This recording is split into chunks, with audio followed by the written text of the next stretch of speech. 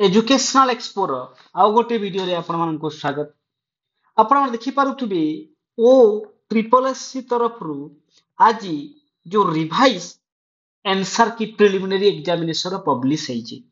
ମୁଁ ଯଦି ଆପଣଙ୍କୁ କହିଦେବାକୁ ଚାहे कि जो 6/10/2025 रे ଆପଣଙ୍କର जो आंसर की पब्लिश ହେଇଥିଲା जो आंसर की प्लस ଆପଣଙ୍କର जो रेस्पॉन्स की मु सही समय आपको कही कि जो आंसर की आसी आंसर की बहुत सारा मिस्टेक अच्छी तो आपणकर रिवाइज आंसर की आसीबो।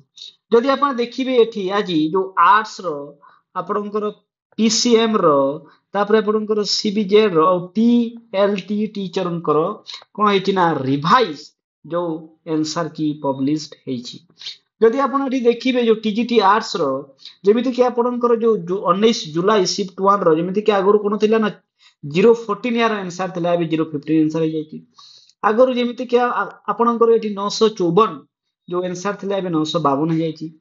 सेमिति कि जो बाकी शिफ्ट गुडा करे जो आगुर जो नंबर ता थिला जो क्वेश्चन रो आंसर ता थिला ताहा अबे चेंज हे जायछि।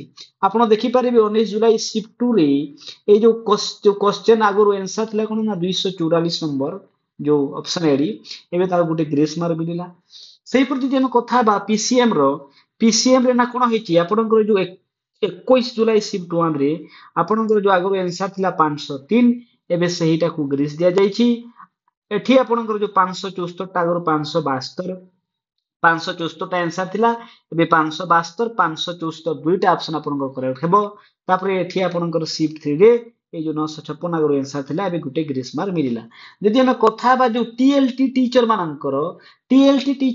मानकर जो क्वेश्चन रे बहुत सारा त्रुटि थिला तेणु सेमानकु बहुत सारा ग्रेस मार्क भी मिली। गोटे शिफ्ट अच्छी आप देखि पारुथिबे जो 31 जुलाई शिफ्ट 2 रे आपनको पाखापाखी 5 मार्क आपनको 5 मार्क्स ग्रेस मिलुची।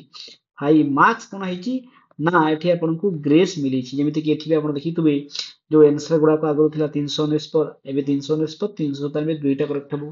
तापर एठी आपनकर 170 एबे ता ग्रेस दिया गला जो 31 जुलाई शिफ्ट 3 रे से पूरा अगर आपनकर 405 थिला एबे 404 हला अगर 512 थिला एबे 511 हला अगर 236 थिला एबे ताको गुटे ग्रेस मार्क दिया गला। तापर एठी आपनकर देखिबे जो 31 जुलाई शिफ्ट 3 रे एठी भी आपनको पाखापाखि 2 मार्क ग्रेस मिलुची आ जो शिफ्ट 31 जुलाई शिफ्ट 2 रे आपनको गोटी मार्क ग्रेस मिलुची आपण देखि नेबे। ता सहित आपण सीबीजेड कथा बा सीबीजेड रे आपनकर शिफ्ट 2 रे 2 मार्क ग्रेस आ शिफ्ट 1 रे गोटी मार्क ग्रेस मिलुची। एहा थिला आपनकर जो रिवाइज आंसर की जदि हम कथा बा आपनकर मेन रिजल्ट केबे आसीबो आ जो एदर एग्जाम ता केबे हो जो सॉरी प्रिलिमिनरी एग्जाम रो जो मेन रिजल्ट केबे आसीबो आ एहार जो मेन एग्जाम ता केबे हेबो तो आपनकर जति बेले एबे रिवाइज आंसर की पब्लिश हेई जाईछि। तापरे आ कोनोसी चेंजेस हेबोनी तो पाखापाखि मानिकी चलंतु आपनकर रिजल्ट 1 वीक रे आसी जिबा कथा 1 वीक रे आसी जिबा कथा। सपोज 1 वीक रे आपनकर रिजल्ट आसी गला तापरे आपण मानिकी चलंतु गोटी मंथ पर ही आपनकर एग्जाम हेबो तो मानिकी चलिबा आपनकर एग्जाम 20 रु 30 नवेम्बर रे आपनकर ना कोन हेबो ना मेन एग्जाम हेबो।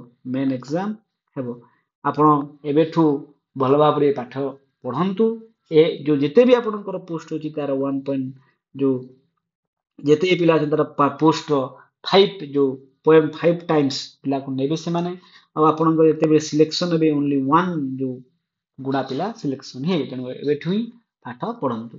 एहा तिला संपूर्ण वीडियो चैनल को लाइक एंड सब्सक्राइब कर दियंतु। थैंक यू धन्यवाद।